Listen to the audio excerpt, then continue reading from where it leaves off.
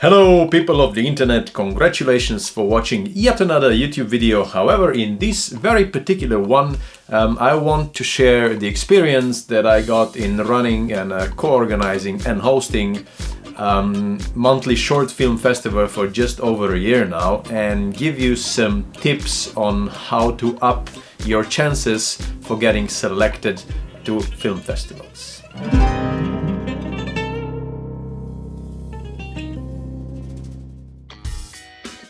Just to clear it up from the beginning, by no means will this video give you the secret advice on how to 100% get selected to every festival out there. I mean, there's a lot of very sane reasons why that doesn't exist, and I'll get to them, but let's just go there one by one. The first two things that you will need in order to even get considered for getting submitted into any film festivals is a good story and originality. I have to watch between 10 and 50 short films every single month, and I usually which is not good, I admit, but usually you wait so you have time during the weekends and all these films add up, so you just watch like 15 or 20 of them one after another. And by the time I get to the fifth or sixth one, if the film doesn't really hook me in the first 2 minutes, the chances that I'm gonna click pass on it are pretty slim. I'm not saying that your films should have like plot twists and explosions or whatever going off in the very beginning of the film. It just needs some sort of... It needs to be either original, or it has to have some kind of a heart to it.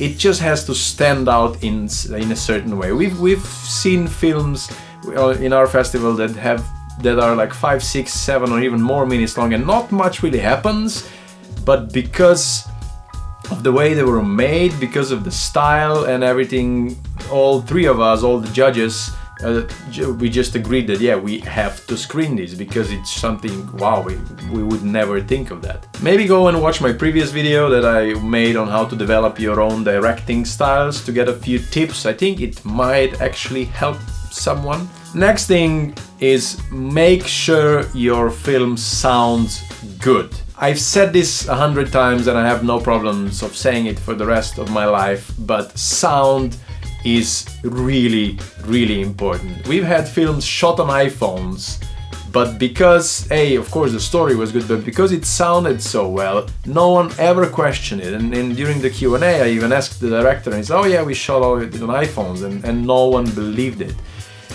Because, mainly A, because of the way it was shot, but B, also because the sound was good and it just pulls you into the story. We've had occasions where the film was pretty good, but because it was either dialogue was unclear or it was very, very unprofessional and very low quality, we just couldn't let it pass. So do whatever you can to get that sound clear. It doesn't have to be like 5.1 surround or what have you. I think most festivals don't even have that kind of equipment, but just make sure it's really clear. It is, I would suggest maybe putting in that extra pound or $1 or whatever money you're working with, just to have it really, really nicely polished. This one, I admit, is a bit of a personal thing, is a bit of a pet peeve of mine, but man, does it make me angry. The credits. Don't make the credits too long. We've screened a film that was 6 minutes long and the credits were 1.5 minutes. The person who made it wrote, directed, produced and edited the film, and they wrote a title card for each and every one of those roles, and each credit card I think was around 5 seconds, so it took 20 seconds just to go to the one name and then all the rest. I'm pretty sure you're gonna have to wear a lot of hats on these kind of films, but by all means just put it into one credit and try not to make the whole credit sequence longer than 30 seconds. I would even argue push it down to 20. Just make it faster. The thing is, the short films are usually shown one after another, or either they show the film and then there's Q&A and then another film. And if there's credits, it just creates a strange tension and I don't know, it just don't. I would suggest make two versions of credits. Make one version that is longer and then takes time, and that one you use for your own screening, for your cast and crew, so everyone gets to see their name on it, and then make a shorter version for the festival. Don't just cut them off, everyone deserves to have their name shown on the screen, but just make it slide faster. And also please don't add in the intros or outros of your production companies. I mean, they're nice, but no one really cares, and again, it just adds time to your short film. If you do need to make longer credits though, make them compelling. Either make them a part of the film, or I don't know, show some the rest of the story or behind the scenes or something funny, so it's interesting to watch, so it's not just words on black background. Next, sort out your press kit. A press kit is everything about your film. Is the behind the scenes photos, is the stills from the film, is your bio, your photo, the trailer. Yes, make the trailer, and the poster. Again, do make the poster. The thing is, every film festival will want to promote your and the rest of the films, because they will want to sell the tickets and get the seats in, and also you want people to see your film. And if you don't give them any material to promote it, you're just making it hard for them. You know, there's Twitter, there's Facebook, there's Instagram, there's YouTube, and the more platforms you can fill up, the better. And also don't be lazy, don't give them too much work. Once I was sent 5 photos that were like 100 megabytes big, which took some time to download, but then I also had to put them in Photoshop and resize them, because why would I use so many space on the server? And it's all doable, but it just makes it so much less easier, or I could just make so much more difficult. That's pure English for you. It just makes it so much more difficult for them, and you just don't want that. Don't be lazy, don't be arrogant, don't just go, oh yeah, just download a few from my IMDb, whatever. Just give them everything so they can go, okay, oh wow, that's cool, that's nice, that's professional, let's do it. And for the trailer, the same as for the credits, don't make it too long, it doesn't have to be anything complicated or state-of-the-art or whatever, just something that gives us a bit of a feeling of either what the film is about or how the film feels. 20 seconds is just enough, maybe 30 if you want, and title in the end, that's all we need. Okay, next one. Do not submit to festivals just because they're cheap. If you're in California and you know that there is no way in the world you will ever go to that local short film festival in Romania, then just don't submit, because there's other filmmakers out there to whom that might actually mean a lot, and it might help them, because they will go there and they will network and they will get to know people and they will actually promote their film, whereas you will only put a laurel on your poster. Yes, the laurels do look nice, and they also do look nice in your CV, but keep in mind that you did not set out to make a film just so you could have a cluttered poster.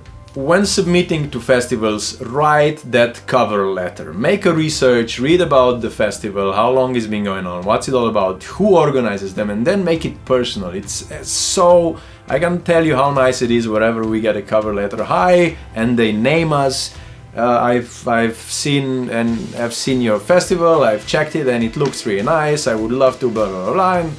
And it just makes so much a difference. If you make it personal and if you come off the page as a very nice person, everyone will go, wow, that's actually a very nice person, and it seems that they're putting a lot of effort to promote their film and they actually want to do something with it.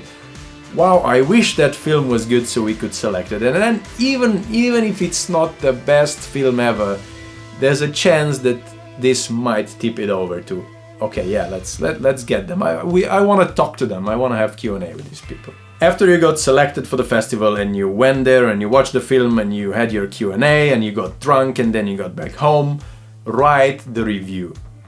Be honest, be positive, and be constructive. If the festival was good, then by all means just put the 5 stars and write how amazing it was and everything.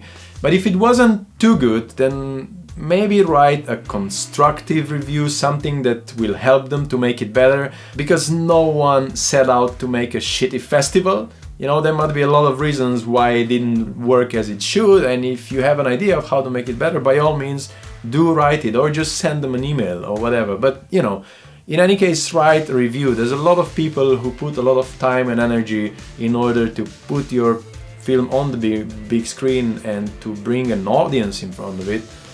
And yes, you've paid your submission, but that just covers the costs, and trust me, there is a lot of costs involved when it comes to film festivals. So yeah, just leave a review, be kind, you know, as I always said, don't be an asshole. I guess what I'm trying to say is consider festival submissions as a part of a filmmaking process, maybe a part of a post-production or marketing or whatever. I know it's been a very long run and you finally finished the post-production and it's there and it's a finished product and it's kind of okay, and you open that champagne or that bottle of, or whatever, and now I still have to do this. So don't just go mindlessly clicking, you know, consider this seriously as a part of the whole process. So keep that energy. It is truly a marathon making a film. That's one of the reasons why filmmaking is also so hard, because it's such a never-ending process and every single part of the process requires your 100% attention. So yeah, do your homework, put your effort in it, and just be nice, be cool. That's it. I hope anything of this helped. As I said, this will by no means get you in all the festival, but it's just the little details that might tip the scales over, and they never hurt anyone. Now, I've been reading statistics, and apparently every single day there's 5 billion videos being watched on YouTube. And the fact that you managed to get to just this particular one is pretty amazing, and I don't think that's a coincidence. And since, you know, you made all that effort, you might as well click the subscribe button, you know, just why not? And by all means there's the like button, and you know, while you're at it, just do that as well. If you think this video deserves it. If you don't have to, you know, it's a free world. You know, do whatever you want. I'm not telling anyone to do anything. Thank you for watching.